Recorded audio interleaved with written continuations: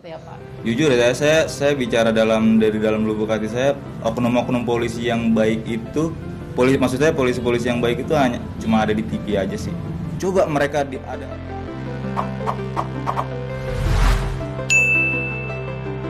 Berdasarkan Undang-Undang Dasar 1945, Indonesia termasuk negara hukum.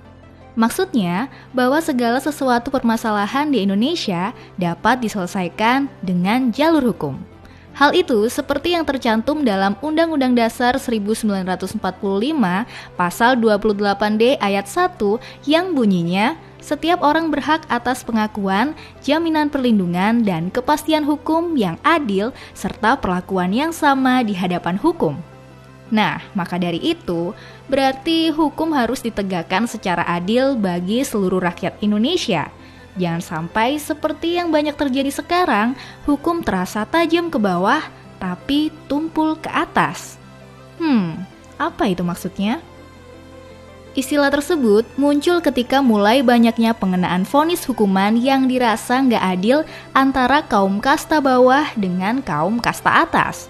Nah, jadi maksudnya hukum tajam ke bawah, tumpul ke atas itu kalau masyarakat biasa-biasa, apalagi orang miskin yang melanggar hukum, meskipun nggak fatal-fatal banget, dia bakal dikasih hukuman yang benar-benar sesuai undang-undang tanpa ada belas kasihan. Ya, kalau perlakuan gini juga diberlakukan terhadap orang kaya, apalagi pejabat sih no problem ya. Masalahnya, giliran yang melanggar hukum itu orang kasta atas, apalagi pejabat, mereka tidak divonis hukuman yang setimpal.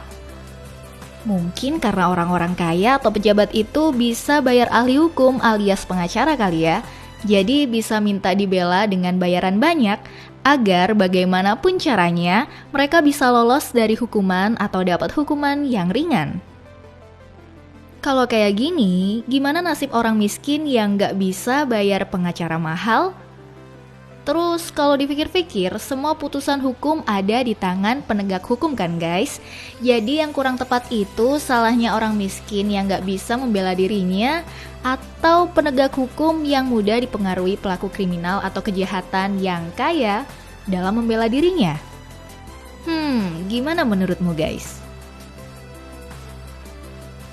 Kalau kita ngikutin kabar berita, pasti bisa nemuin banyak kasus hukum yang menunjukkan hukum itu tajam ke bawah tapi tumpul ke atas.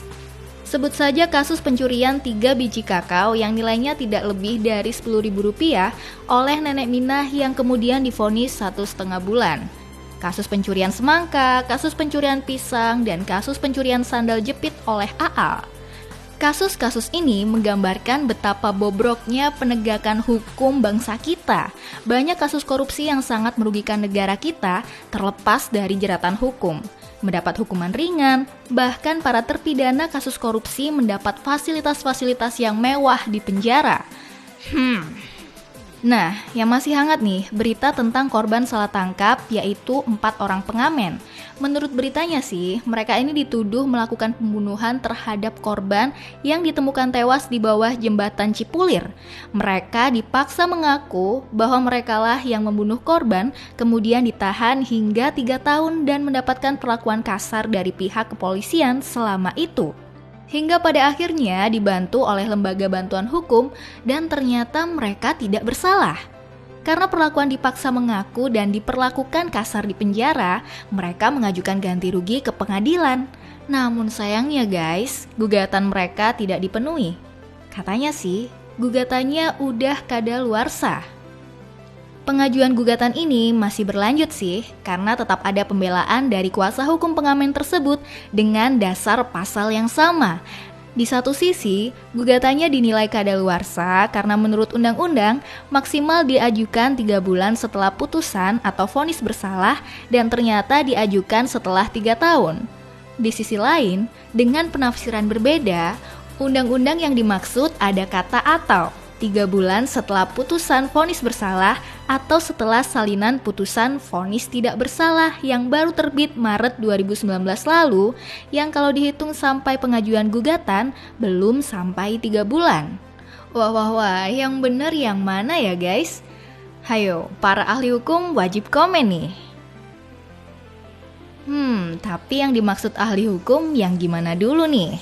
Mungkin bisa dikatakan setiap orang yang jebolan pendidikan hukum bisa dikatakan ahli hukum ya, apalagi yang sudah berprofesi menggunakan gelar hukumnya. Tapi bukankah kalau jadi ahli hukum juga harus punya sikap hukum yang baik?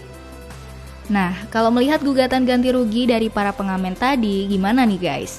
Yang sama-sama dikatakan ahli hukum saja sudah berbeda penafsiran pasal undang-undang hukum pidana dan jadi perdebatan sesama mereka.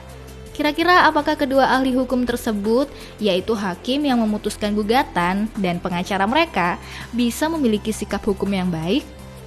Gimana nanti putusan akhirnya ya? Bagaimanapun, keputusan akhir tetap di palu sang hakim. Oke, tanpa mengkritik atau menyalahkan siapapun, gimana opini kalian nih guys? Tulis di kolom komentar ya.